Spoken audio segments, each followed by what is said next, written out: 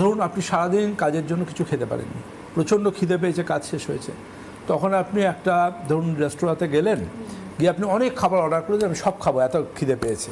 তো যখন খেতে শুরু করলেন 20 মিনিট বা 25 মিনিট পর আপনি কিন্তু আর খেতে পাচ্ছেন না, সেই জোরে খাওয়াটাও আস্তে হয়ে গেছে এবং আপনি খেতে পাচ্ছেন। আপনি আর লক্ষ্য করে দেখবেন খাবার মাঝপথে যদি কেউ খাবার ছেড়ে উঠে যান, ফোন এলো, বাড়িতে গেলো দরজা খুলতে, উনি ফিরে এসে কিন্তু আগের মতো আর খেতে পারেন না। এইটা হচ্ছে ব্রেন গাট রিলেশনশিপ। আমাদের স্টমাক যে ফুল হয়ে গেছে না, এটা কিন্তু ব্রেনকে সিগন্যাল দেয় পেট। দেখবেন যত বজ্রদমের পেশেন্ট আছেন তারা খেতে খেতে গল্প করেন, খেতে খেতে টিভি দেখেন, খেতে খেতে মোবাইল ফোন দেখেন।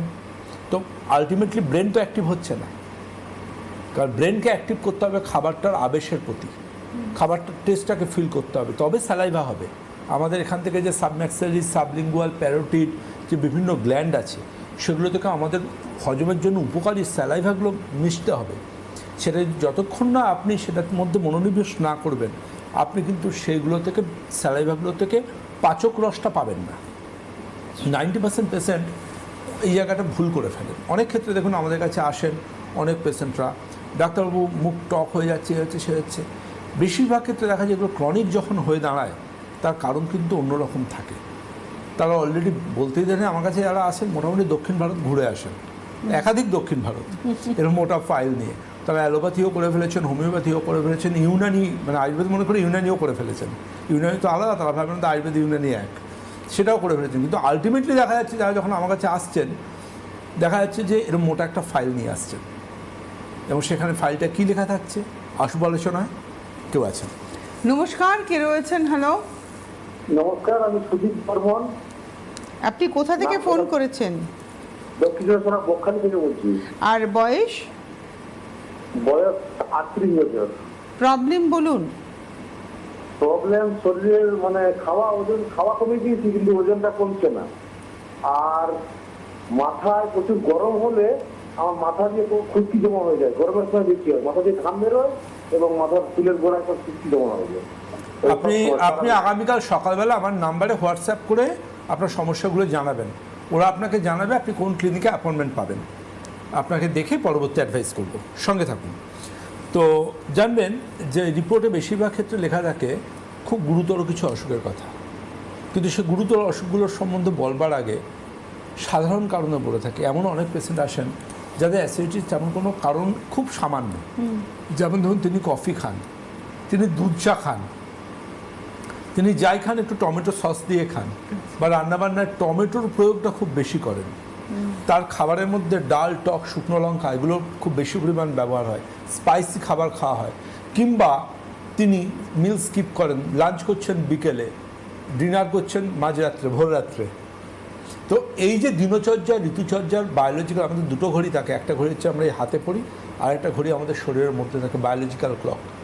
গোটা জীবজগৎ রাত্রিবেলা ঘুমোয়, তখন আপনি বসে মোবাইলে সিনেমা দেখছেন, গল্প করছেন, অথবা আপনার বন্ধু বা বান্ধবীকে সময়টা দিচ্ছেন। তো আলটিমেটলি যেটা হবার সেটা হবে। প্রকৃতির বিরুদ্ধে গেলে আয়ুর্বেদে বলে নিদান সেবন, অর্থাৎ আপনার অসুখের কারণগুলোকে আপনি নিচ্ছেন শরীরে। দেন যেমন বৃষ্টিতে ভিজতে কারোর ঠান্ডা লাগতে পারে, রাস্তার খাবার খেলে কারোর পেট খারাপ হতে পারে, তেমন ঠিক আপনি রাত জাগছেন তো আপনার বায়োলজিক্যাল ডিস্টার্ব হচ্ছে, তো তখন আপনার মধ্যে বিভিন্ন রকম এজিং প্রসেসের কারণগুলো আসবে। তো এটা মনে রাখতে হবে ফার্স্ট, সেটা হচ্ছে যে অ্যাসিডিটির কারণ কিন্তু অন্যতম হচ্ছে মিল স্কিপ করা। যারা দেখবেন ওই প্রচণ্ড রকম ডায়েট করেন তারা অ্যাসিডিটিতে ভোগেন। সেকেন্ড যেটা মনে রাখবেন, সেটা যারা উপোস করেন তারা বুঝতে পারবেন ওপর পেটের মাঝামাঝি একটা কষ্ট হয়। কিন্তু যদি মনে করেন যে গ্যাস হচ্ছে, তাহলে মনে রাখুন যে আপনি খুব স্পিডে খাচ্ছেন কিনা। খুব স্পিডে খেলে সায়েন্স বলছে আপনার পেটে গ্যাস হবে। পেটে গ্যাস হওয়ার কারণগুলো সায়েন্স অদ্ভুত বলছে। স্পিডে খেলে গ্যাস হবে, কারোর সাথে গল্প করতে করতে খেলে গ্যাস হবে, আমরা এয়ার সোয়ালো করছি, হাওয়া নিচ্ছি। যারা স্ট্রতে কোল্ড ড্রিঙ্কস খান বা কোনো খাবার খান, ওই স্ট্রতে খাওয়ার শেষ পর্যায়ে একটা অদ্ভুত আওয়াজ ওঠে, তখন ফুরিয়ে যায়, ওটা এয়ার সোয়ালো হয়, ওতে পেট ফাঁপবে। এবং সবচেয়ে যেটা মজার কথা, আপনি অবাক হয়ে যাবেন দিদি শুনলে, সেটা হচ্ছে যে খুব কমনলি আমরা যেটা বলি সেটা হচ্ছে যে আপনি যে খাবারটা খাচ্ছেন সেই খাবারটার প্রতি যদি আপনি মনোনিবেশ না করেন, অর্থাৎ খাবারটাকে যে আপনি খাচ্ছেন, আপনি জানেন না আপনি কী খাবার খাচ্ছেন, কিন্তু আপনি খেয়ে চলেছেন রোবোটিকভাবে। বাড়ির লোক এসে জিজ্ঞেস করলো যে হ্যাঁ গো ওই তরকারিটা কেমন হয়েছে, ওই তরকারিটা হ্যাঁ ভালো হয়েছে, কিন্তু আপনি মনে করতে পারছেন না। এমনকি আপনি জিজ্ঞেস করে, দিদি একটু ইন্টারাপ্ট করছি আপনাকে, আমি আমার পেশেন্টকে যদি জিজ্ঞাসা করি আপনার অ্যাসিডিটি বা ইনডাইজেশনের পেশেন্টকে, সেদিকে রবীন্দ্রবাবু এসেছেন আমার ক্লিনিকে, আর রবীন্দ্রবাবু আপনি বলুন তো আপনি পরশু দিন রাত্রে কী খেয়েছেন, তিনি বলতে পারছেন না, পরশু রাত্রে তিনি কী খেয়েছেন। মানে এতটা অন্যমনস্কভাবে তিনি খাবার খাচ্ছেন। আমি দায়িত্ব নিয়ে বলতে পারি, আমার যারা ফোনের লাইভ প্রোগ্রাম দেখেন সন্ধ্যেবেলা, আমি যাদেরকে এই টিভির পর্দার সামনে বেঁধে রাখি, তারা কিন্তু বলতে পারবেন না, পেটের পেশেন্টের যারা পেটের সমস্যার পেশেন্ট, বলতে পারবেন না যে আজকে পরশু দিন রাত্রে কী খেয়েছেন বা পরশু দিন দুপুরে কী কী খেয়েছেন। তাকে ভাবতে হবে, সময় দিতে হবে, এবং যেটা বলবেন 50% ঠিক 50% ভুল বলবেন। একদম একদম, এটা কিন্তু ফ্যাক্ট, এটা মানতে হবে। আর জানবেন, যদি আপনার লাইফে স্ট্রেস, টেনশন, অ্যাংজাইটি থাকে, আপনার কিন্তু পেটের সমস্যা কোনোদিনও ছেড়ে যাবে না। এবার এর বাইরে যদি আপনি ব্যথার পেশেন্ট হন, তাহলে আপনার পেটের সমস্যা থাকবে। কারণ কি, ব্যথার পেশেন্ট মানেই আপনি পেন কিলার খাচ্ছেন নিজের ইচ্ছে মতো, আর পেন কিলার খাচ্ছেন মানেই আপনি কিন্তু জেনে রাখুন আপনার পেটের সমস্যা থাকবেই। ওটা থেকে আপনার বেরিয়ে আসাটা খুব খুব সমস্যা।